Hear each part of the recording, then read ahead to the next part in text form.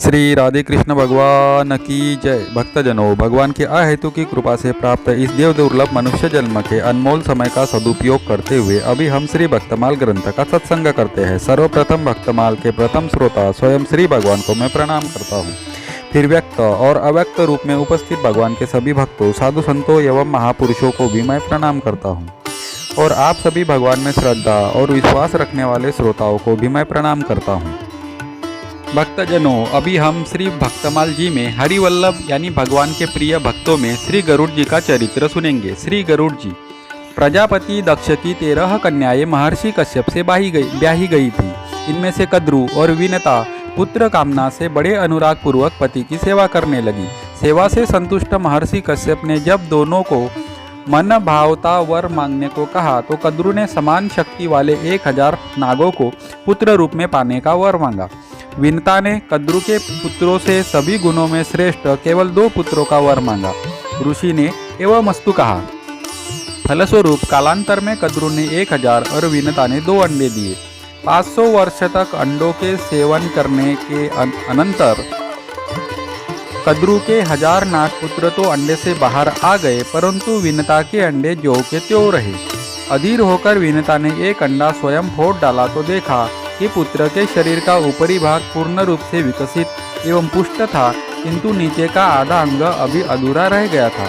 माता की इस नादानी से क्रुद्ध होकर पुत्र ने शाप दिया कि तूने जिस सौत की ईर्ष्यावश आतुरता के कारण मुझे अधूरे शरीर वाला बना दिया, उसी की 500 वर्षों तक दासी बनी रहेगी और यह तुम्हारा दूसरा पुत्र तुम्हें दासी भाव से मुक्त करेगा। परंतु धैर्य रखना, कहीं आतुरता में इस अंडे को भी नहीं फोड़ देना। तेजोमय अरुण कांति के कारण विनता के उस प्रथम पुत्र का नाम अरुण पड़ा और ब्रह्मा जी की आज्ञा से वे सूर्य के सारथी बने। तदनंतर समय पूरा होने पर श्री गरुड़ जी का जन्म हुआ। उस समय वे प्रलय काल की अग्नि के समान प्रज्वलित एवं प्रकाशित हो रहे थे। गरुड़ जी के तेज को न सह सकने के कारण देवताओं ने उनकी स्तुति की तो इन्होंने अपना तेज समेट लिया। कद्रु और कद्रुपुत्र नागों के द्वारा बार बार दासवत व्यवहार किए जाने पर श्री गरुड़ जी ने जब इसका हेतु पूछा तो विनता ने कद्रु के कपट की कथा सुनाई। बात यह हुई कि एक बार दोनों में सूर्य के घोड़े की अथवा क्षीर समुद्र से निकले हुए उच्चश्रवा नामक घोड़े की पूंछ के रंग के विषय में वाद विवाद हुआ। कद्रु काली बताती और विनता श्वेत। अंततोगत्वा यह निश्चय हुआ कि जिसकी बात झूठ निकले वह दूसरे की दासी होकर रहे। कद्रु की आज्ञानुसार उसके पुत्र नाग घोड़े की पूंछ से जा लिपटे, जिससे वह काली दिख पड़ी। इस चालाकी से कद्रु ने विनता को दासी बना लिया और आने को कष्ट दिया करती थी। यह सब जानकर गरुड़ जी ने नागों से कहा कि हम तुम्हारा क्या काम कर दे जिससे कि मैं और मेरी माता दास भाव से छुटकारा पा जाए। उन्होंने कहा कि हमें अमृत ला दो। श्री गरुड़ जी माता को प्रणाम कर आज्ञा और आशीर्वाद पाकर स्वर्ग में जाकर देवताओं को पराजित कर अमृत के पात्र को लेकर बड़ी तेजी से वहां से उड़ चले। अमृत अपने अधिकार में होने पर भी श्री गरुड़ जी स्वयं उसे नहीं पिए।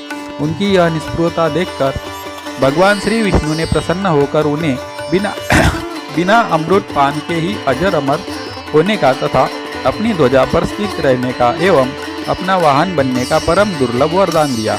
अमृत का अपहरण करके लिए जाते देखकर देवेंद्र ने रोष में भरकर श्री गरुड़ जी के ऊपर वज्र का आघात किया, परंतु भगवान से वर पाकर अजर अमर हुए गरुड़ जी ने तो वज्र की मर्यादा रखने के लिए मुस्कुराकर अपना एक पंख मात्र गिरा दिया।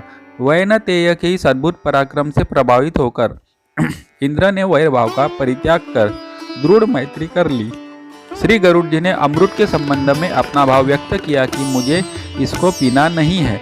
माता को दासी पन्ने से मुक्त कराने के लिए मैं इसे सर्पों को सौंपूंगा, आप उनसे ले लेना। इंद्र ने इस बात से संतुष्ट होकर गरुड़ जी का सर्पों को भक्षण करने में समर्थ होने का अभिष्ट वर प्रदान किया। श्री गरुड़ जी ने अमृत पात्र सर्पों को प्रदान किया, माता को दासी पन्ने से मुक्त किया, स्वयं स्वच्छंद हुए। सर्प अमृत को कुशों में छिपाकर स्नान करने चले गए। इसी बीच में इंद्र वह अमृत लेकर पुनः स्वर्ग को चले गए। अमृत के अभाव में सर्पों ने लोभवश कुशों को ही चाटना शुरू कर दिया, जिससे उनकी जीभ के 2 भाग हो गए। तभी से सर्प द्विजिह्वा हो गए तथा तभी से कुशा अमृत का स्पर्श होने के कारण परम पवित्र हो गया।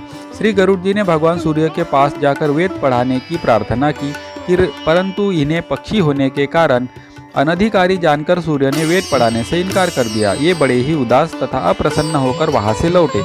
इनकी अप्रसन्नता देखकर सूर्य डर गए कि इनके बड़े भाई अरुण मेरे सारथी है, कहीं यह उन्हें भी लेकर चले गए तो मेरा सब काम ही बंद हो जाएगा। अतः पुनः गरुड़ जी को बुलाया, परंतु इन्होंने तो तप के द्वारा वेद ज्ञान प्राप्त करने का निश्चय कर लिया था, अतः वापस नहीं लौटे। तब सूर्य ने स्वयं बिना तप किए ही तप फल स्वरूप समस्त वेद का बोध होने का वरदान दिया और यह भी कहा कि आपके पंखों से निरंतर सामगान की ध्वनि होती रहेगी। श्री गरुड़ जी सर्वात्मना भगवान की सेवा में तत्पर रहते हैं। आपकी सेवाओं का स्मरण करते हुए श्री स्वामी यामुनाचार्य जी कहते हैं, ऋग यजु सामवेद रूप जिनका स्वरूप है, जो आपके चरण कमलों के संघर्ष के चिन्ह से अंकित शरीर वाले हैं, जो समय समय पर आपके दास, सखा, वाहन, आसन, ध्वजा, वितान तथा पंखा बनकर आपकी सेवा करने के लिए सदा तत्पर रहते हैं, वे गरुड़ जी आपके आगे खड़े रहते हैं।